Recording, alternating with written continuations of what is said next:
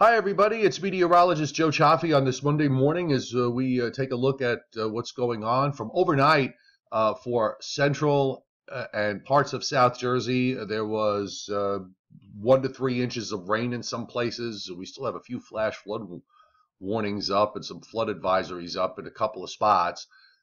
For areas to the north, it was a decided underperformance for the most part, with rainfall amounts under an inch, and in most cases well under a half an inch.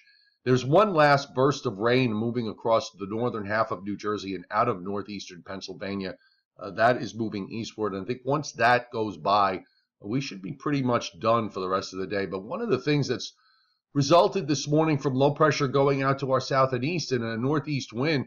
Look at these temperatures across southeastern New England and through southern New England, mostly in the low 60s and even some upper 50s showing up. It's in the low 60s across the Hudson Valley and into northwest New Jersey, middle to upper 60s as you get further south, and you start to see some 70-degree temperatures back through New Jersey. There's this bit of a leftover warm sector, I guess, if you want to call it that. But the winds here have gone over to the northwest in eastern Pennsylvania. It looks like there's some kind of little low right in here. So, the Storm Prediction Center still has this area at a marginal risk for severe weather today. I think there probably might be the straight shower or thunderstorm that might develop later this afternoon. But other than that, for me, it looks like this is pretty much a done deal. So we are going to move forward to some lower humidity. Here's the radar view and the wide view. Let me get you the most updated one. And there we have it. So we'll go to the east. And you can see here this large area of most of New England getting some pretty decent overrunning rain all the way up into central and northern New England. And upstate in northern New York and north central New York, looks like some really big thunderstorms moving across Lake Ontario at the moment and headed right for the eastern shore areas like Watertown, Pulaski, down to about Syracuse. This area gets, I'm really impressed by some of the thunderstorm activity that they get up there. I've been up there a few times fishing, and actually I'm going to be going at the end of September for a week.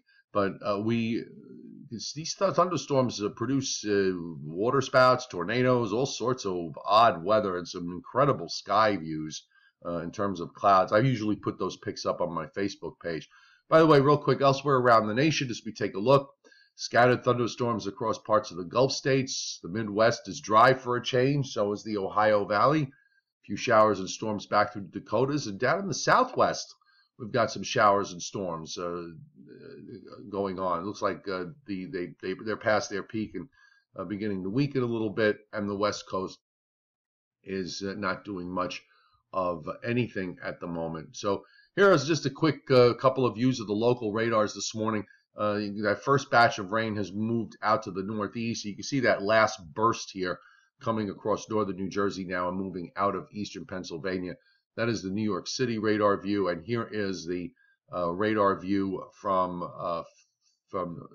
Philadelphia. And you can see the back edge down moving out of eastern Pennsylvania and southeastern Pennsylvania, a couple of stray showers in southern New Jersey at the moment. The area of northeastern Pennsylvania is still under a flash flood watch, by the way, because of the fact that they've had quite a bit of rain over the last many weeks, and the rivers are very, very high. I have a friend up in Halstead, which is just southeast of Binghamton, right up here in northeastern Pennsylvania, and he's been complaining big time over the fact that every time he has a couple of days off, it pours rain right beforehand, and the Susquehanna River gets so high it becomes very, very difficult to fish. Everybody's got their priorities, so let's understand that.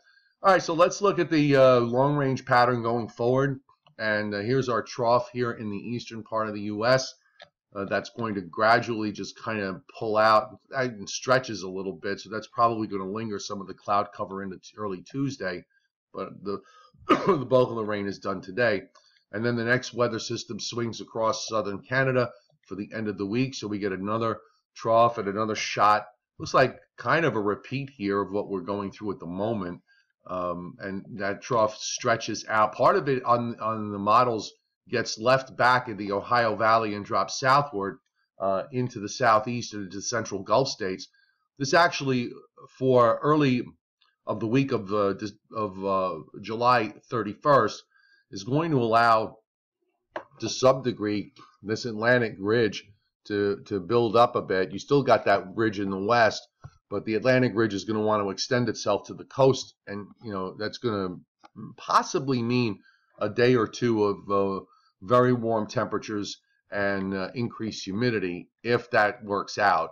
You can see that ridge, how it takes hold here toward the middle of the first week of August. Now, it's only for a day or two. It's a bit of a change from the prior runs trying to overwhelm the trough in the east. It's sort of saying now that may not be the case, at least initially. You've got ridges on both coasts, actually. A ridge in the east, you've got a ridge in the west. You've got the jet stream running across the southern Canada, the border states of the U.S. from west to east. This is almost a typical early August view of the upper air pattern when the Atlantic ridge does this, but it's temporary because then the whole western ridge takes over again, and you start to get into the troughing back in the east. So this is at the end of the period. You've got this trough in the east, ridge in the west, and et cetera, et cetera, et cetera. And most of the other models kind of go along with this. Really hasn't been too much change in the overall pattern. You still got, by the way, this this Atlantic ridge is still there, and it's still displaced pretty far to the south. So that means tropical systems are going to have tropical waves are going to have a pretty strong westerly component to them. I don't see anything of consequence in the long-range period, and we still have issues with regards to the tropics. So we'll take a look at those. So, first off, let me get out of this, and we can see we have 3 tropical systems. Hurricane Hilary right here, which will probably become a major hurricane as it moves northwest parallel to the coast of Mexico. Tropical storm Irwin, which is strengthening and may get close to being a hurricane, at least according to the forecast. It's going to be running out of time before too long. And then we have Tropical Storm Greg, which is out to the west now of 130 west, following in the footsteps of Fernanda and weakening at this point. So it's pretty cool to see 3 tropical systems like this, one behind the other. And here's a view with respect to Hawaii, and you can see a long distance away from where Tropical Storm Greg is. There's Irwin, and you can just begin to see Hilary bursting onto this satellite view right on the edge here as that system moves toward the west-northwest. And we have our water vapor imagery we'd like to look at, and you can see Greg does not really look all that well defined. Irwin's not looking too shabby this morning, and there's Hilary with that concentrated area just on the edge of the picture. And look at all this dry air that's out in the Pacific. You've got strong southerly winds here aloft, pushing these clouds up from south to north. You've got this big upper low sitting northwest of Hawaii, so that's producing strong wind shear conditions throughout the tropics here. Look how these clouds are going from west to east. Those are very strong upper air winds, and hostile for development. You start to get deeper into August and September. Sometimes you get tropical depressions or tropical storms to form south of Hawaii, but you don't see anything here with regards to the upper air pattern. Still pretty unfavorable. In the Atlantic, it's kind of snoozy here. It's very quiet, not too much happening. Just a couple of weak tropical waves. And when we look at the water vapor imagery here, we still have the same issues. It's unchanging. Look at all this big area of dry air that extends from the Cabo Verde Islands west and northwestward. This is more Saharan dust that's coming out and moving in. You've got this big upper low in the way up in the atmosphere at 20,000-30,000 feet, just spinning away, producing very strong hostile upper air wind conditions all across the Atlantic tropics. It's very, very large. This is a big system here, and we've got, you got to see this either pull, northward or get out of the way. Right now, after moving eastward, looks like it's moving westward, but it's still staying along and north of 25 degrees north. So as long as this big monster is out here, you're not going to see tropical storm development. And again, much of the tropical moisture kind of trying to nose its way north of 10 degrees north, but these tropical waves are still pretty far to the south.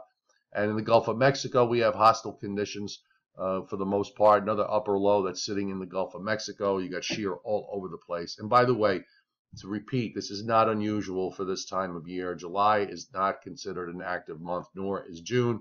We get deeper into August. If you see this, toward the middle and latter part of August and early September, then we're talking, a quiet, maybe a quiet tropical storm season. But for now, to see this type of setup is not at all unusual. All right, so we'll leave it there, and we'll spend a little time chatting here a little bit. And in the meantime, once that's done, don't forget we got posts on the website at meteorologistjoecioffi.com, Angry Ben on nycweathernow.com for all the latest. And I'll probably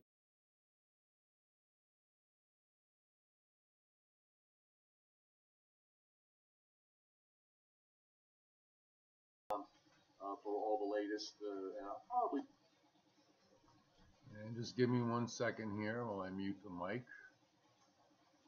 And I think we should be okay at this point. If someone could please let me know that you can hear me, that would be awesome. And that crackling you hear in the background is you see me, just Raymond, but just let me, absolutely great. Okay, great. So let me just say right off the top, by the way, that crackling noise you hear behind me is my dinner cooking for later today. Just want to let you know, if you're on Long Island or nearby and you have nothing to do, not this Saturday, but next Saturday, August 5th at 2 o'clock, I'll be at the Lindenhurst Library in Lindenhurst, New York, and at 2 p.m. And usually those things go about an hour and a half to 2 hours. We'll talk about hurricanes, tropical storms, any kind of weather stuff you want, any kind of TV stuff you want. I'm there.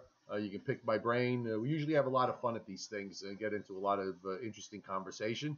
And on Monday, also on Long Island on August 7th at 7 p.m., I'll be at the Connecticut Library in Islip, New York. That's at 7 o'clock. So I just wanted to let you know I'm going to have to keep the chat a little bit short today. Got a lot to do this morning. But you can also, by the way, if you're in Long Island, New Jersey, Hudson Valley, you can get at least on Long Island and New Jersey, you can see me on Fios One News, and you can see my colleague Joe Rayo, who, by the way, will be doing some full blown out coverage on the solar eclipse that's coming on August 21st. So you might want to pay close attention to him. And he's on Fios One News, Hudson Valley. All right, folks, have a great day. We'll probably talk to you around this time tomorrow.